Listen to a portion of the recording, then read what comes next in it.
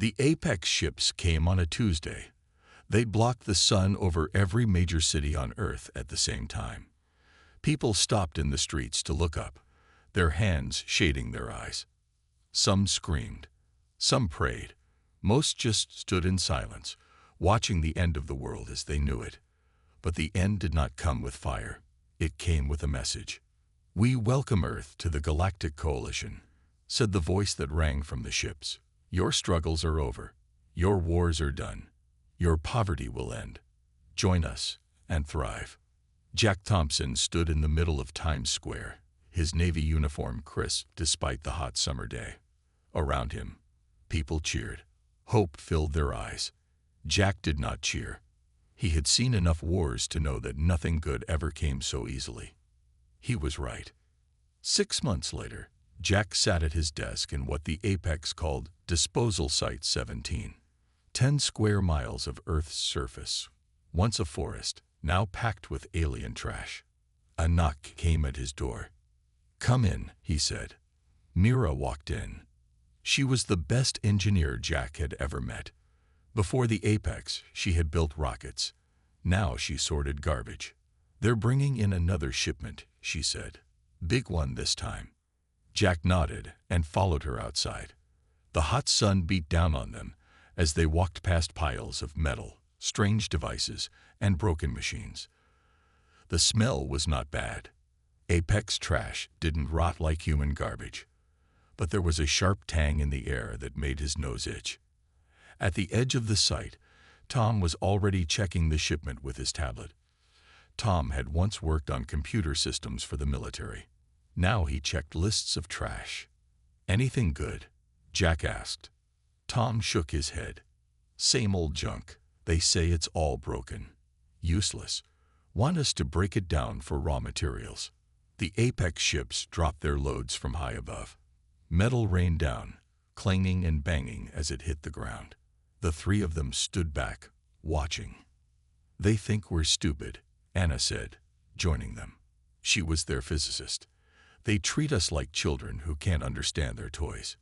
Jack looked at her. "Maybe that's good. People who are underestimated have a chance to surprise."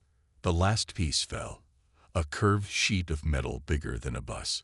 It landed with a boom that shook the ground. "Get the team together," Jack said. "I want everything sorted by sunset." Night fell. The Apex guards changed shifts. They didn't care much about the humans working after hours. What could these primitives do with broken parts anyway? Jack met his team in Shed 5, the biggest building on site. Inside, they had pushed the tables together. On them lay pieces of metal and strange devices. "Look at this," Mira said. She held up a curved piece of metal. "And this." She picked up another piece. They fit together. The connection points match. "That could be a coincidence," Tom said. "Once is a coincidence," Jack replied. "Twice is a pattern." He pointed to more pieces. "Look how many of these fit together. It's like a puzzle." Anna ran her hand over a black box with lights that still blinked weakly. "This is a power system of some kind. Damaged, but not destroyed." "Why would they throw away things that still work?" Tom asked. "Maybe they don't know they work," Jack said. "Or maybe." "Maybe what?" Mira asked. Jack looked at each of them. "Maybe they want us to think these things are worthless." Anna picked up a small device. When she turned it on, it made a soft sound, like a whisper. Lines of light appeared in the air above it, symbols none of them understood. "What is it?" Tom asked. "I don't know," Anna said. "But it's trying to tell us something." The next day, Jack walked through the site with the Apex overseer. The alien was tall, with blue skin that seemed to shimmer in the sunlight. It moved with a grace that made humans look clumsy in comparison. "Your workers processed the materials too slowly," the Apex said. Its voice came from a small device at its throat. "Your species must improve efficiency." "We're doing our best," Jack said. "Some of this technology is hard for us to understand." The Apex made a sound like laughter. "Of course it is. Your species has barely left your own planet. Our youngest children understand more than your greatest scientists. Jack kept his face blank. What are these parts from? He asked, pointing to the newest shipment. Obsolete ships, broken weapons, failed experiments. The apex waved a hand with too many fingers. Nothing that should concern you. Just break them down as instructed. As they walked, Jack noticed something. The apex never looked closely at the trash. It walked with its head high, as if the piles of metal and machinery were beneath its notice. Pride, Jack thought. They're too proud to look at what they throw away. That night, Jack called his team together again. This time they met in the old mine shaft they had discovered beneath Shed 5. It went deep, far away from the apex sensors that sometimes swept the site. I've been thinking, he said. The apex treat us like we're stupid. They give us their trash and expect us to just break it down. That's what we're supposed to do, Tom said. But what if we don't? Jack asked. What if we look for patterns? What if we try to understand what these pieces were before they were broken? Mira grinned. You want to build something. Jack nodded. I want to understand. And yes, maybe build something too. The apex would kill us, Tom said. Only if they find out, Anna replied. She held up the whispering device, and look what I discovered. She turned it on. The whispers came again, but this time Anna had connected it to her tablet. On the screen, rough images appeared. Is that a ship? Mira asked, leaning closer. I think so, Anna said. The device is showing us how parts fit together, like an instruction manual that survived even when the ship was destroyed. Jack looked at the image. It showed something sleek and deadly, something that could fly between stars, something that could fight. They gave us their trash, he said softly. Let's see what we can build with it. We'll need more parts, Mira said.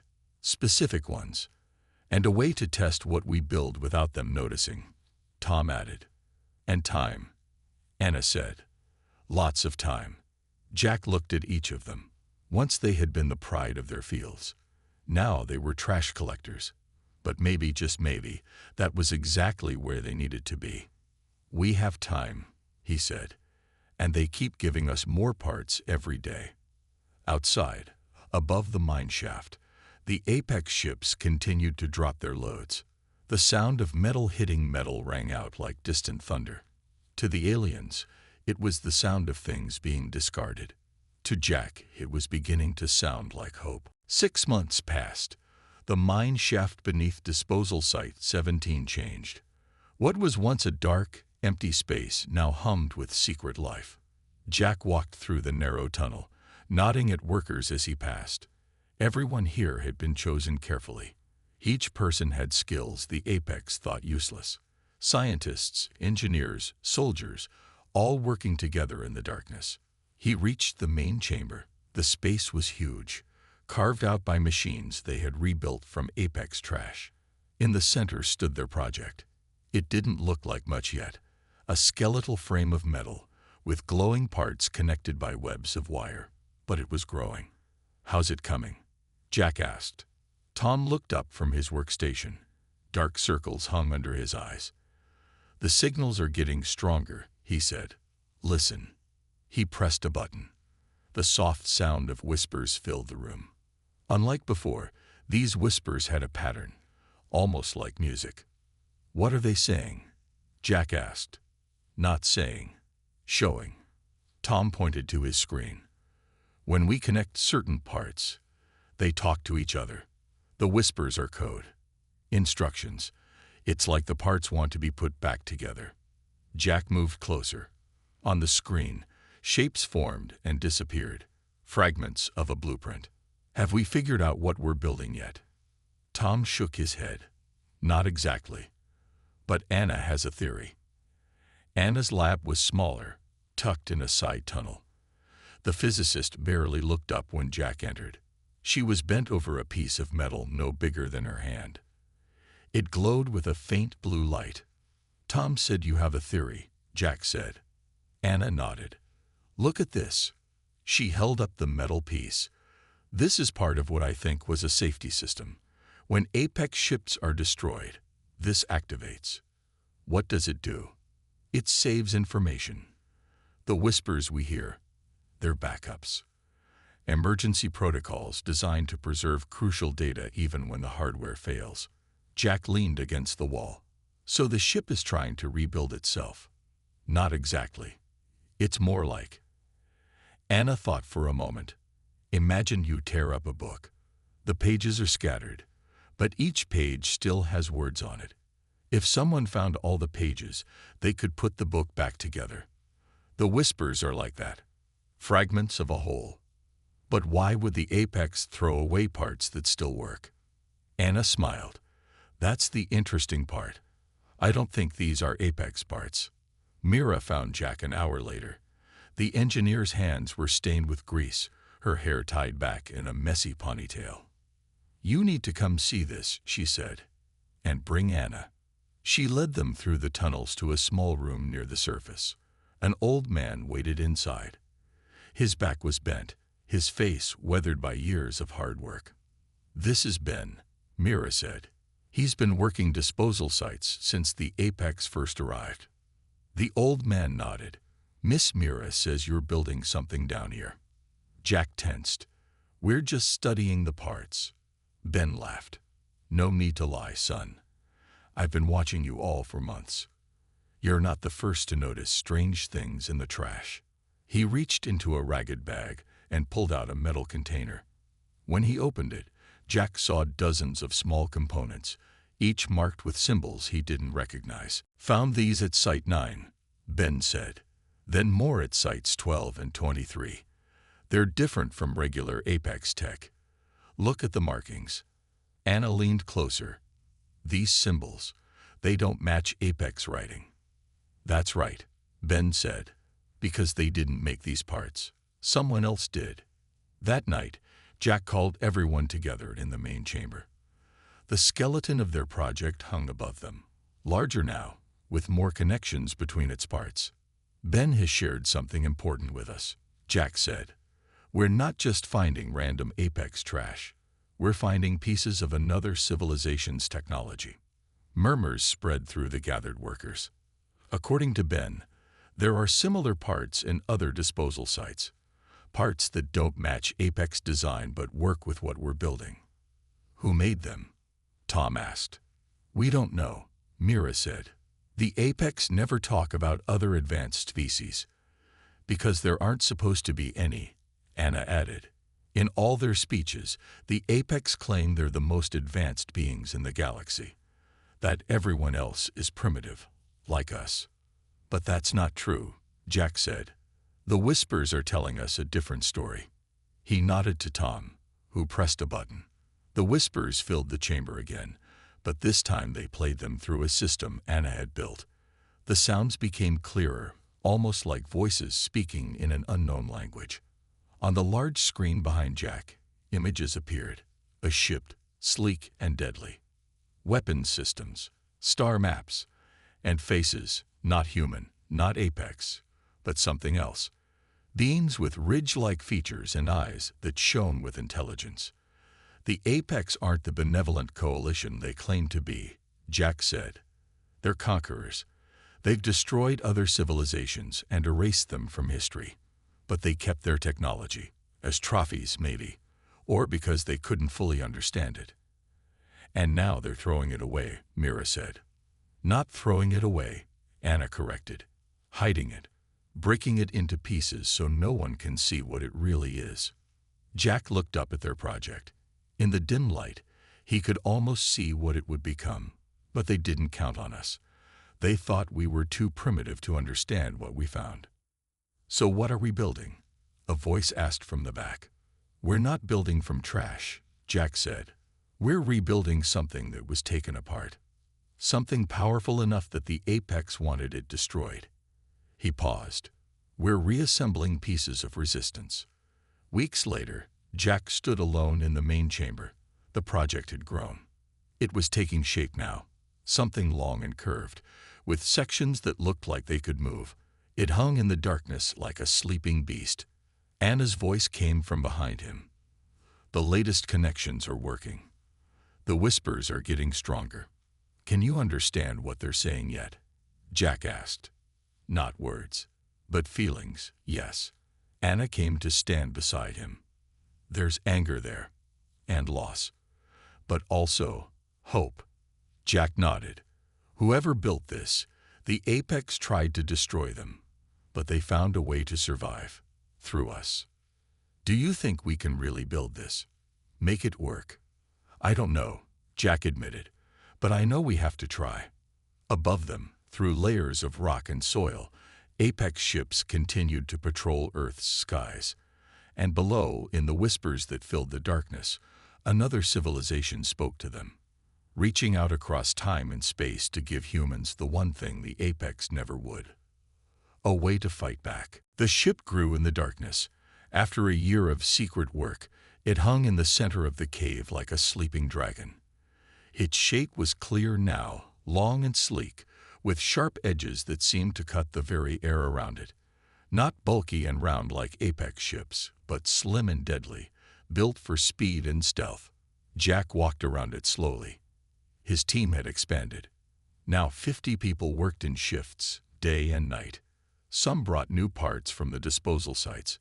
Others worked on putting them together. All kept the secret. It's beautiful, Mira said, coming to stand beside him. I never thought trash could become something so perfect. Jack nodded. Have you tested the engine system? Not yet. We need more power. She pointed to the back of the ship where curved metal plates formed what looked like wings. These sections should fold in for space travel and open in atmosphere, but we can't be sure until we try it. And we can't try it down here, Jack said. Tom joined them, his tablet in hand. The whispers are getting louder, he said, almost like they're excited. Jack had noticed it too. The soft sounds that came from the ship had changed. They were faster now, more urgent, as if the ship knew it was close to being whole again. What should we call it? Mira asked. Jack looked at the sleek form hanging above them. Whisper, he said, because that's how it spoke to us, and because when it flies, I want it to be silent as a whisper. Anna called them all to her lab 2 days later. Her eyes were wide, her hands shaking with excitement. I found something, she said. Look at this. She showed them a crystal about the size of her palm. It shimmered with faint blue light. We thought it was just decoration, she explained. It was mixed in with engine parts. But look what happens when I connect it to the main system. She pressed the crystal into a slot on a small device connected to their computers. The screens flashed, then went dark. For a moment, nothing happened. Then light flooded the room, not from the computers or the crystal, but from the air itself. Blue light formed shapes, then colors, then a figure standing before them. It was not human, not quite. It stood tall, with a ridge of bone down the center of its face. Its eyes were large, with no whites, just deep blue from edge to edge. It wore what looked like armor, sleek and fitted to its thin frame. And it spoke. Ship systems activated. Captain's log restored.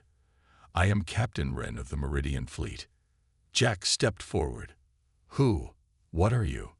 The figure turned to him. I am a consciousness impression stored in the ship's memory crystal.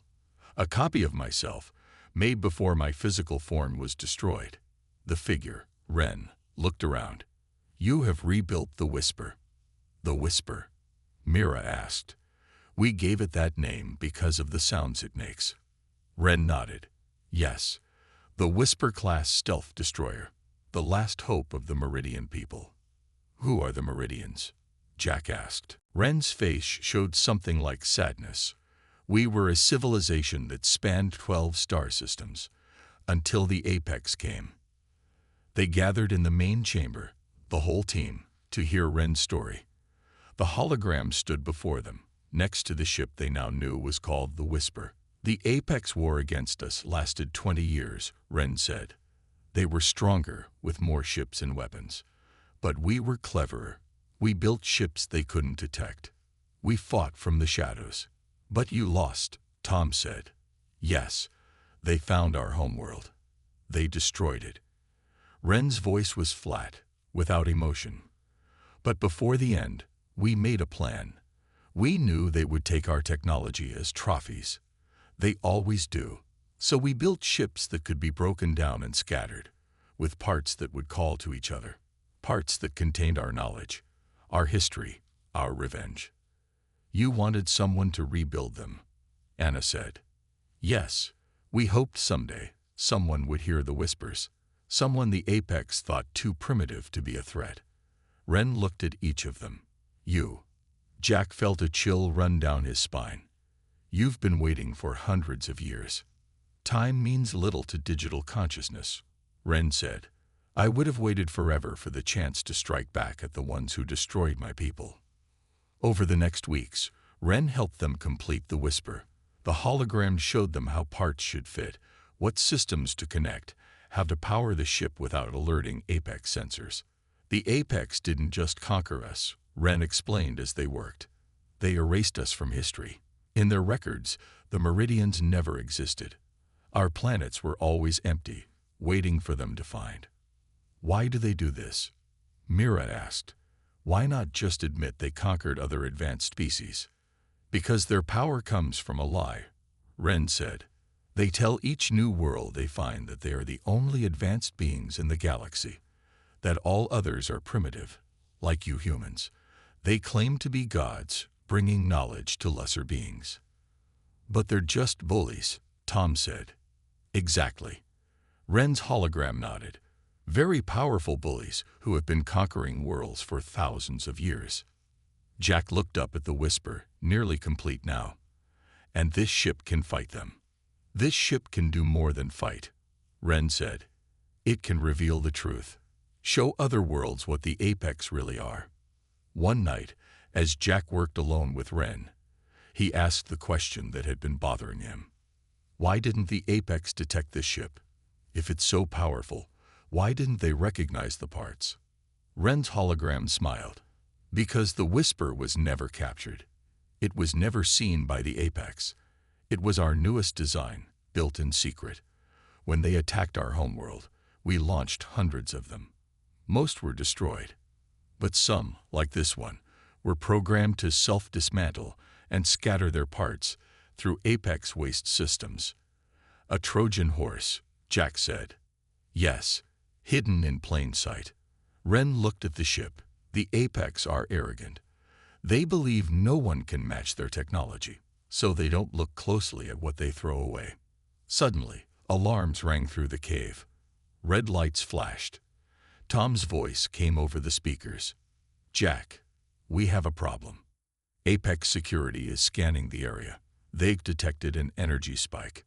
Jack looked at Ren. How close are we to finishing? Very close. The main systems are operational, but we haven't tested anything. We might have to, Jack said. He ran to the control room where Tom was watching screens showing the surface. What happened? Jack asked. Not sure, but they're bringing in scanning equipment. It's only a matter of time before they find this place. Jack made a decision. Tell everyone to prepare. We need to move the whisper. Move it where? Tom asked. It's too big to take through the tunnels. Jack looked at the screen showing Apex guards moving across the disposal site above them. Then he looked back at the ship that had slowly taken form in the darkness. We're not taking it through the tunnels, he said. We're taking it up. It's time for the whisper to fly. You want to fly the ship? Tom's eyes were wide with disbelief. We haven't tested any of the systems. We don't have a choice, Jack said. He turned to Ren's hologram. Can it fly? Even just a short distance. Ren nodded. The main systems are operational. The stealth field should work, but without proper testing. We'll test it in the air, Jack decided. He pressed the intercom button. Everyone, listen carefully. We have Apex forces scanning the area. They'll find us soon. We need to move the whisper now. The cave burst into activity. People ran to stations, securing loose equipment, backing up data. Jack turned to Mira.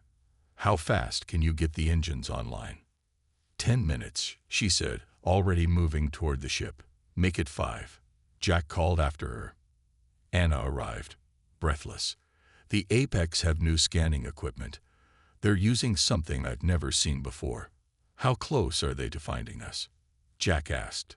"Very close. Maybe an hour." Jack looked at his team: engineers, scientists, people who had once lived normal lives before the Apex came. Now they were about to fly an alien warship they'd built from garbage. "Here's the plan," he said. "The Apex do maintenance on their monitoring stations every 3rd day. That's today. There's a 30-minute window when their orbital sensors will be offline." "Where do we go?" Tom asked. "North Sea," Jack replied. "Old oil platform Bravo 7. Ben has contacts there. They've been preparing a hiding place." Ren's hologram flickered. "The Whisper can travel underwater if necessary. Its hull is designed to withstand extreme pressure." "Underwater?" Jack looked surprised. "That could work in our favor." The next hour was chaos. Teams worked frantically to prepare the ship while monitors showed Apex forces getting closer. They had scanning devices that sent beams deep into the ground. Inside the Whisper, Jack stood in what Ren called the command center. It wasn't large, just enough space for 5 or 6 people. Curved screens lined the walls, showing both the cave outside and strange symbols Jack couldn't read. "How do we control it?" he asked Ren. "The ship responds to these," Ren replied. A panel opened, revealing what looked like gloves made of thin metal. "Neural interfaces. They translate your thoughts into commands." Jack picked up one of the gloves. It was lighter than it looked. When he put it on, it adjusted to fit his hand perfectly. A tingling sensation ran up his arm. "Feels strange," he muttered. "Your species has never used neural technology," Ren said. "But the ship will adapt to you, as you adapt to it." Mira's voice came over the intercom. "Engines online. All systems green." Tom rushed in. "Apex forces are less than half a mile away. Their scanners will reach the cave in 20 minutes." Jack looked at the others. "Time to go. Get everyone on board." 47 people crowded into the Whisper. It wasn't designed for so many, but they made it work. Some sat on the floor, others stood packed together. All looked nervous and excited. Jack stood at the command center, wearing the neural gloves. Mira, Tom, and Anna were with him. Ren's hologram floated nearby. "Closing exterior hatches," Mira announced. "Ship is sealed." "Powering main systems," Tom added. "We're drawing energy from the crystal matrix." "The window for the orbital sensors starts in 3 minutes," Anna said, checking her watch. "We need to time this perfectly." Jack took a deep breath. "Ren, how do I fly this thing?" "Think about rising," Ren said. "The ship will respond." Jack closed his eyes. He pictured the Whisper floating up, breaking through the rock above them. For a moment, nothing happened. Then the ship hummed. A soft vibration ran through the floor. On the screens, Jack saw the cave walls begin to move downward. "It's working," someone shouted. The Whisper rose slowly at first, then faster. The ceiling of the cave approached. Jack." Tom pointed at the solid rock above them. "How do we get through that?" "The ship has phase technology," Ren said calmly. "It can briefly convert its mass to energy to pass through solid matter." "You couldn't have mentioned that earlier," Jack muttered. The Whisper reached the top of the cave. Jack felt a strange sensation, like his body was turning to water. The screens showed the rock ceiling passing through the ship, or the ship passing through the rock. It was hard to tell. Then they were above ground, rising into the night sky. Below them, Disposal Site 17 spread out, lit by harsh floodlights. Apex guards were moving toward the center, where they had detected the energy signals. "Stealth systems active," Ren announced. "We are invisible to standard Apex sensors." The Whisper climbed higher, faster now. Jack felt the neural gloves warm against his skin as he directed the ship north, toward the sea. "We did it," Anna said softly. "We're flying." But the celebration was short-lived. Alarms suddenly blared through the ship. On the screens, a small Apex patrol craft appeared, changing course to intercept them. "They've spotted us," Tom shouted. "How is that possible?" Ren's hologram flickered with concern. "Their patrol must have visual sensors outside the standard range. The stealth system doesn't cover all wavelengths yet." "What do we do?" Mira asked. Jack thought quickly. "How fast can this ship go?" "Very fast," Ren replied. "But excessive speed will leave an energy trail they can follow." "We need a distraction," Jack decided. He turned to Tom. "Can you access their communication systems from here?" Tom nodded. "I think so. The Whisper has signal interceptors." "Good. Send a false alarm to the other side of the disposal site. Make them think they've found something there." As Tom worked, Jack guided the ship lower, skimming just above the trees. The Apex patrol was still following, but holding back, waiting for instructions. "False alarm sent," Tom announced. "They're getting confused signals from multiple locations." On the screens, they watched as the patrol craft hesitated, then turned away, heading toward another part of the disposal site. "They took the bait," Anna said, sighing with relief. But Jack wasn't celebrating yet. "We're not safe. That patrol logged our position. They'll review it later and realize something was there. Then we need to disappear completely," Mira said. Jack nodded. "Full speed to the North Sea. We dive as soon as we reach it." The Whisper streaked through the night sky, flying faster than any human craft. Below them, the landscape blurred. Cities passed in seconds, their lights like fallen stars. In less than 15 minutes, they'd reached the coast. Ahead of them, the dark waters of the North Sea stretched to the horizon. "Preparing for submersion," Ren announced. "The ship will adapt its configuration." As they watched, the wings of the Whisper folded inward, becoming smooth against the hull. New structures extended from the bottom, sleek fins that would help guide them underwater. "Here we go," Jack said. He pictured the ship diving, and it responded immediately, angling downward toward the waves. They hit the water at high speed, but felt almost nothing inside. The Whisper cut through the surface like a knife and kept going, diving deeper into the cold, dark sea. "All systems functioning normally," Mira reported. "The hull is adapting to the pressure." On the screens, the underwater world appeared, lit by the ship's own lights. Fish scattered before them as they descended. "Set course for Bravo 7, Jack ordered, "and keep the stealth systems at maximum." As the Whisper moved silently through the deep waters, Jack looked at the people crowded in the ship, people who had been sorting trash for the Apex just hours ago. Now they were crew of an alien warship running from the beings who thought they ruled Earth. The test had come sooner than expected, but the Whisper had passed it. Now they needed a plan for what came next. 3 months passed. Bravo 7, the abandoned oil platform in the North Sea, became the new home for the Whisper and its crew. From the surface, it looked rusted and empty. Below the waves, it was a hive of activity. Jack stood on the underwater dock they had built, watching as workers moved parts from small submarines to the platform. Ben's network had grown. Now people from disposal sites across the world brought them components, the same strange technology with the same whispered signals. "Another shipment from Site 32, Ben said, joining Jack. "Good pieces this time. Engine parts, weapon systems." "How many sites are working with us now?" Jack asked. 27, Ben replied.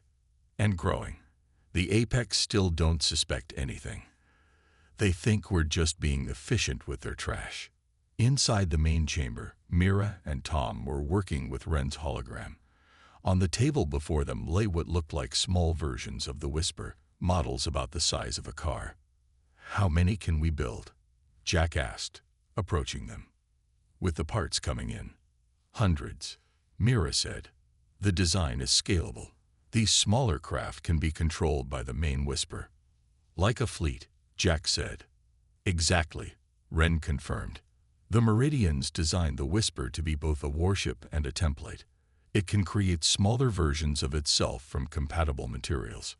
And the Apex are giving us those materials every day, Tom added. They're arming their own destruction. Jack looked at the small craft. How soon until they're ready? A week for the first squadron, Mira said. Then more every few days after that. Jack nodded. He was about to respond when alarms blared throughout the facility. Red lights flashed. Anna's voice came over the speakers. Everyone to stations. Apex fleet detected entering Earth orbit. In the control room, screens showed dozens of Apex ships moving into position around Earth. Larger than any they had seen before, these were clearly warships, not the transport vessels usually stationed near the planet. What's happening? Jack asked as he entered. Anna looked grim. They found us. Or at least, they found something. They've locked down all disposal sites worldwide. No one in or out. On the largest screen, an Apex commander appeared. Its blue skin seemed darker than usual, its eyes cold and hard.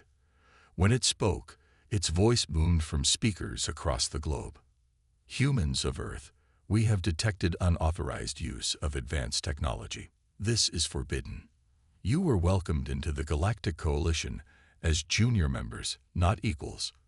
Your place is to serve, not to create. The commander paused, its eyes seeming to stare directly at them. We know some of you have taken parts from disposal sites. You have built something that does not belong to you. Surrender it immediately, or we will make an example of your world. The message ended. The room was silent. They don't know exactly what we've built, Tom said, or where we are. But they know something is happening, Jack replied. He turned to Ren. What will they do next? The hologram's face was grim. They will begin planetary bombardment. Not to destroy Earth completely. They value its resources, but enough to kill millions. To make the rest obey. Jack looked around at his team. Then we don't have a choice. We have to fight. The plan came together quickly. Ben's network sent word to all disposal sites. Workers who had secretly helped them now prepared for open rebellion. The small Whisper craft, though fewer than planned, were ready to launch. Jack stood in the Whisper's command center. Mira, Tom, and Anna were at their stations. Ren's hologram floated nearby, watching as they prepared for battle. The Apex have never been challenged by a species they thought inferior, Ren said. That is our advantage. That and surprise, Jack added. They don't know what we've built, or what it can do. On the screens, they could see the Apex fleet spreading out, taking positions over major cities. Their weapons were powering up, preparing for the first strikes. It's time, Jack said. He put on the neural gloves, now familiar and comfortable. Launch all craft. Begin the attack. Across the world, from hidden locations in oceans, mountains, and deserts, hundreds of small craft rose into the sky. Each one controlled by the Whisper systems, guided by human operators who had trained for this moment. The Whisper itself emerged from the sea like a rising ghost. Water streamed from its sleek hull as it shot upward, its stealth systems making it nearly invisible until it was already among the Apex ships. The battle began. The Apex, caught by surprise, fired wildly at targets they could barely see. The Whisper and its small craft moved in perfect coordination, their systems linked, sharing information instantly. Inside the command center, Jack felt the ship respond to his thoughts, moving faster than any human pilot could control. The neural interface let him sense the entire battlefield, aware of every Apex ship, every weapon firing. They're confused, Tom reported, watching the Apex communications. Their ships can't coordinate their attacks. That's because we're jamming their signals, Anna said. The Whisper knows their systems better than they do. The small craft darted between the larger Apex ships, firing precisely at engines and weapon systems. They weren't trying to destroy. Not yet. Just disable, create chaos. Now for Phase 2, Jack said. He directed the Whisper toward the largest Apex ship, the command vessel where General Drav, the Apex leader on Earth, was stationed. As they approached, Ren's hologram spoke. "Remember, the goal is not just to win this battle. It's to reveal the truth." Jack nodded. "Tom, prepare the transmission." The Whisper positioned itself directly above General Drav's ship. Instead of firing weapons, it sent a signal, powerful enough to override all Apex communications. Across the Apex fleet, on every screen and communication device, images appeared, recordings stored within the Whisper's memory crystals. The history of the Meridians, the true story of the Apex conquest, scenes of other worlds, other species, all destroyed or enslaved by the so-called coalition. "This is the truth," Jack's voice announced, transmitted to every ship. "The Apex are not benefactors. They are conquerors. They have done this to countless worlds before Earth." The signal went further, reaching beyond Earth to other planets in the Apex coalition. Species who had been told they were the only ones now saw the faces of others like them, heard the stories of resistance, learned they were not alone. The Apex ships faltered. Some broke formation, turning to flee. Others continued fighting, but with less coordination, less confidence. "It's working," Anna said. "Look." On the screens, they could see other ships rising from planets across the Apex territory. Ships like the Whisper, built from hidden parts, guided by whispers in the dark. The Meridians had scattered their technology far and wide, waiting for this moment. The battle lasted hours. When it ended, the Apex fleet was in retreat, pulling back from Earth and a dozen other worlds. Not defeated completely. They were too powerful for that. But wounded, exposed. Jack stood on the deck of the platform, looking up at the night sky. The stars seemed brighter somehow. Among them, the Whisper hovered, no longer hidden, its sleek form visible for all to see. "What happens now?" Mira asked, joining him. "Now we build," Jack said. "Not just ships. Alliances. The Apex ruled through lies and isolation. We'll fight them with truth and unity." Ven approached, his old face split in a wide grin. "Words coming in from across the galaxy. Other worlds are rising up. The Whispers are becoming shouts." Jack looked back at the Whisper, gleaming in the moonlight. Once it had been trash, discarded and forgotten. Now it was a symbol of hope, of resistance, of humanity's refusal to be underestimated. "They gave us their garbage," Jack said softly. "We gave them a revolution." In the quiet night, the Whisper's engines hummed, not a whisper anymore, but the first notes of the symphony. A song of freedom that would echo across the stars. The end.